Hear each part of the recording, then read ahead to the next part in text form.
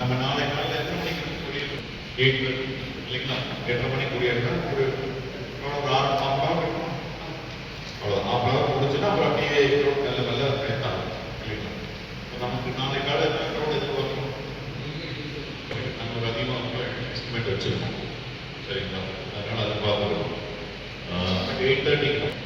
So இது ஏற்கனவே நீ பந்தோபஸ்து பார்த்தவங்க யாராவது கை தூக்கு தேர் பார்த்துருக்கோம். சென்டர்கள் எல்லாம் தேர் இருந்ததுனால இது நடக்கல. இது கொடியேற்றம் இருந்தது. ஸோ இந்த ஃபங்க்ஷனை பொறுத்தளவு என்னன்னா அந்த 8:30 மணி சுமாருக்கு அதுக்கு முன்னால் இருந்து க்ரௌட் வருவாங்க. 2-3 விஷயம் ஜெனரலாக பேசிடுறாங்க. போகலாம் க்ரௌட் வந்து எல்லா காரணங்களும் வருவாங்க. கொஞ்ச நேரத்துக்கு அப்புறம் வெஹிக்கிள் அந்த சைடு எஸ்ஆர் அந்த பக்கம் கட் பண்ணிடுவோம். இந்த சைட்லையும் கட் பண்ணிடுவாங்க. அது நீங்கள் டிராஃபிக்கில் பார்த்து கட் பண்ணிடுவீங்க. ஸோ இந்த இடத்துக்கு முன்னால் நீங்கள் சர்ச்சு வந்தீங்க இல்லையா, இதுக்கு முன்னால் நீங்கள் உங்கள் சென்டரில் பார்க்க முடியும். இங்கே க்ரௌட் ஃபுல்லாக இருக்கும். இந்த சைடு எல்லாம் மக்கள் தலைவராக மட்டும்தான் இருக்கும். சர்ச்சுக்குள்ள இருந்து ஃபாதர் பிஷப் இருப்பாங்க.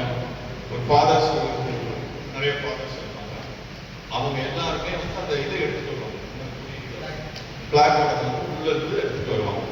இங்கே நம்ம நீங்கள் வந்து படியேறி ரைட் சைடில் இருந்து சர்ச்சுக்குள்ள இருந்து அவங்க எடுத்துட்டு நேராக வந்து அந்த பிளாக் போஸ்ட் கிட்ட போய் உள்ள அந்த ஸ்கொயர் மாதிரி பண்ணி வச்சிருப்பாங்க.